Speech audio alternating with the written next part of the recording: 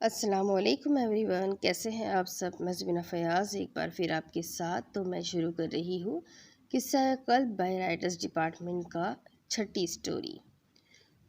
اس کا نام ہے اعتبار بھی آ ہی جائے گا اور اس کے رائٹرز ہیں سعدیہ عارف، سنبل توصیف، لائبہ صدیق اور سلویٰ جبار۔ تم ساحر ہو، ایک جادوگر، تم مجھے قید رکھتے ہو خوبصورت محبت کے رشتے میں۔ تم میرا وہ حال ہو جس میں رہ کر میں بھول جاؤں گی اپنا دردناک ماضی۔ بادلوں کی اوڑ میں چھپے چاند کو دیکھ کر وہ کسی اور ہی دنیا میں پہنچی تھی۔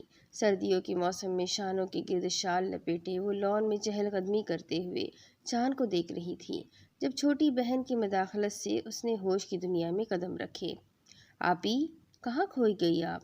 کب سے بلا رہی ہوں آپ کو۔ نہل کی خفگی سے کہنے پر اس نے گہرا سانس لیا۔ کچھ نہیں، تمہیں کیا ہوا؟ کوئی کام تھا کیا؟ نمل نے بالوں کی آوارہ لٹوں کو اپنے کانوں کے پیچھے اڑستے ہوئے پوچھا۔ کام کیا ہونا تھا، بس ابو بلا رہے ہیں آپ کو، اس نے منہ بناتے ہوئے کہا۔ بری بات ہے نہل، کتنی بار منع کیا ہے کہ ایسے منہ مت بگاڑا کرو، وہ ابو ہیں ہمارے، نمل نے اسے ٹوکتے ہوئے کہا۔ یہی تو مسئلہ ہے کہ وہ ہمارے ابو ہیں جنہیں اپنی بہن کے علاوہ کچھ دکھتا ہی نہیں ہے۔ اس نے اپنا دکڑا سنایا۔ چھوڑو سب، آؤ باہر چلتے ہیں، اس نے گویا بات ہی کو ختم کر دی۔ آصف صاحب اپنی بیگم نزہت اور 2 بیٹیوں نمل اور نہل کے ساتھ لاہور میں رہتے تھے۔ انہیں بیٹے کی بہت خواہش تھی مگر وہ پوری نہ ہو سکی۔ آصف صاحب 2 ہی بہن بھائی تھے۔ ان کی بہن فصیحہ اپنے تایا زاد جواد سے شادی کے بعد اسلام آباد چلی گئی تھی۔ شادی شدہ ہونے کے باوجود انہوں نے آصف صاحب کے خاندان پر حکومت کی، ہمیشہ ان کو بیٹے نہ ہونے کا احساس دلا کر نزہت بیگم کا جینا محال کر رکھا تھا۔ ان کا ایک بیٹا ساحر اور ایک بیٹی ردا تھی۔ ردا کی حادثاتی موت کے بعد فصیحہ بیگم کا آصف صاحب کے ساتھ رابطہ نہ ہونے کے برابر رہ گیا تھا۔ اب اتنے عرصے بعد ان کی اچانک واپسی نے کھلبلی مچا دی تھی۔ اس پر متضاد ان کے مطالبے نے اس سب کو اور خاص طور پر نمل کو پریشان کر دیا تھا۔ جانے اب کیا ہونے والا تھا۔ پھولوں کی مہک اس کے نتنوں سے ٹکرائی تو وہ آنکھیں مسلتی ہوئی اٹھ بیٹھی۔ اس نے خمار آلود نگاہوں سے ادھر ادھر دیکھا تو اپنے ساتھ ہی بستر پہ گلاب کے پھولوں کا گلدستہ پڑا نظر آیا جس پہ ایک چھوٹا سا کارڈ لگا تھا۔ Happy birth day my lady.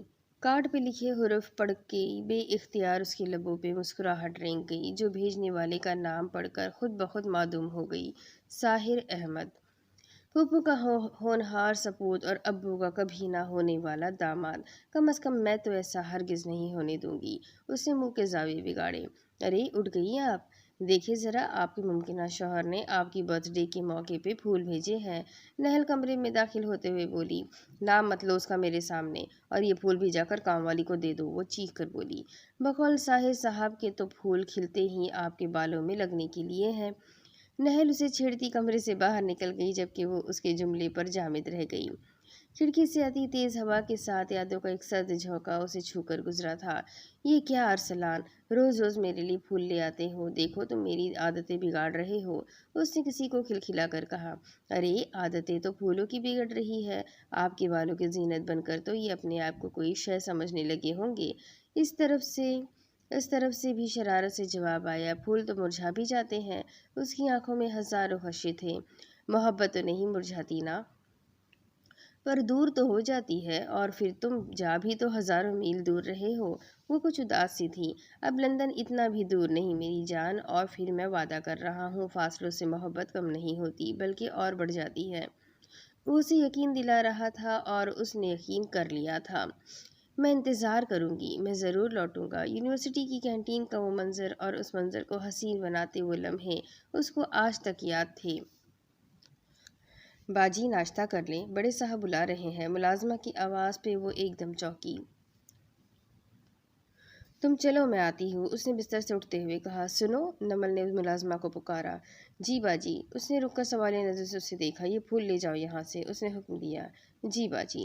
اسے مالکن کی ذہنی حالت پر شک ہوا کہ بھلا اتنے پیارے پھولوں کو اسے کیوں دے رہی ہے، مگر خیر اسے کیا، وہ تو اس کا حکم ماننے کی پابند تھی، سو خاموشی سے گلدستہ تھام کر چل دی۔ ملازمہ کے جاتے ہی اس نے بھی فریش ہونے کے لیے باتھ روم کا رخ کیا۔ ابھی ایک پھپھو نامی محاذ باہر جا کر سر جو کرنا تھا۔ अस्सलाम वालेकुम। नाश्ते की मेज़ पर सबको मुश्तरका सलाम करके वो नहल के साथ ही नशिस्त संभाल गई। वालेकुम अस्सलाम। नींद पूरी हो गई मेरी बेटी की, फूफू ने मोहब्बत से कहा।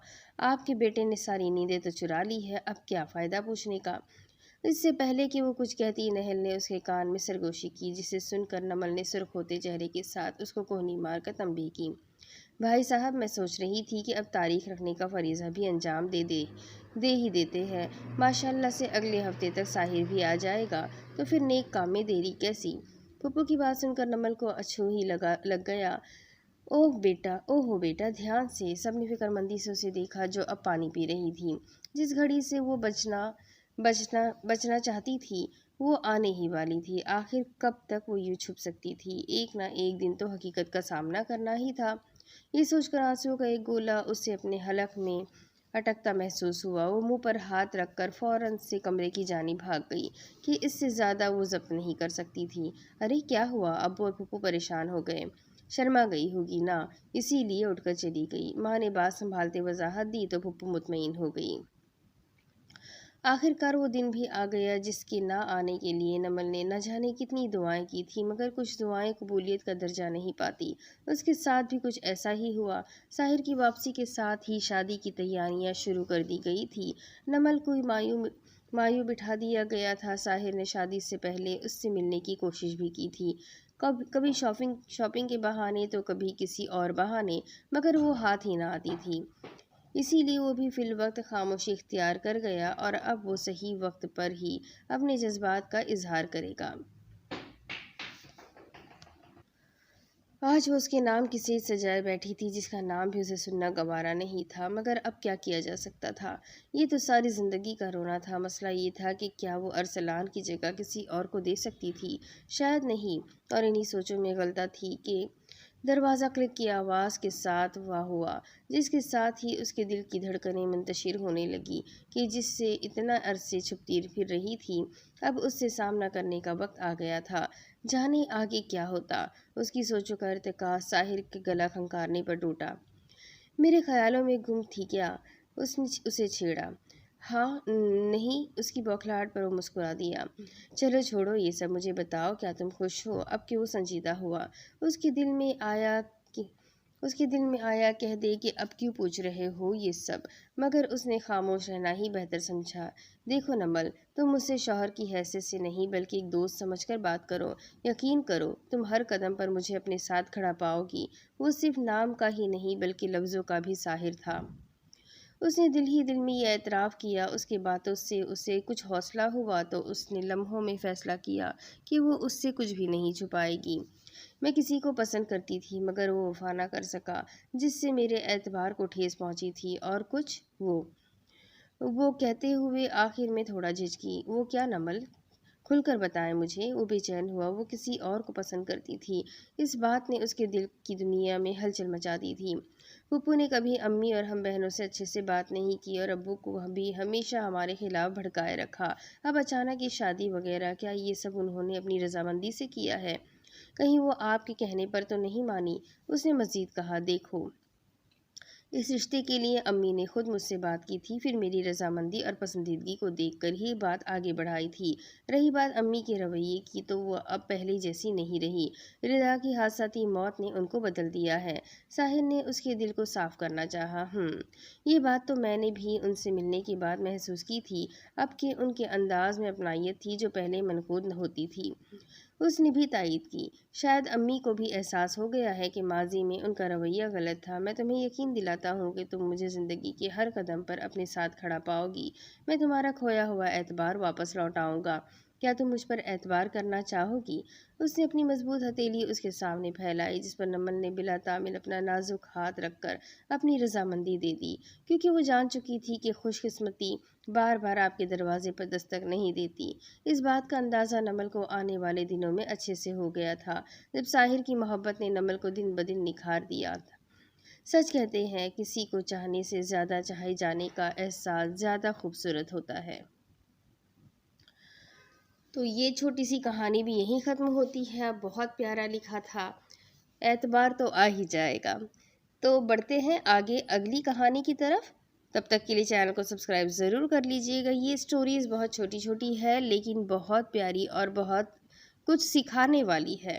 ان میں ہر کہانی میں ایک سبق چھپا ہوا ہے، اور امید کرتی ہوں آپ لوگ ان رائٹرز کو ضرور سپورٹ کریں گے۔ ضرور چینل کو سبسکرائب کر لیں، بیل آئکن کو دبا دیں، اور جو ہے اپنے کانٹیکٹس میں ان سبھی سٹوریز کو شیئر ضرور کریں۔ ملتے ہیں اگلی سٹوری میں، تب تک کے لیے اللہ حافظ۔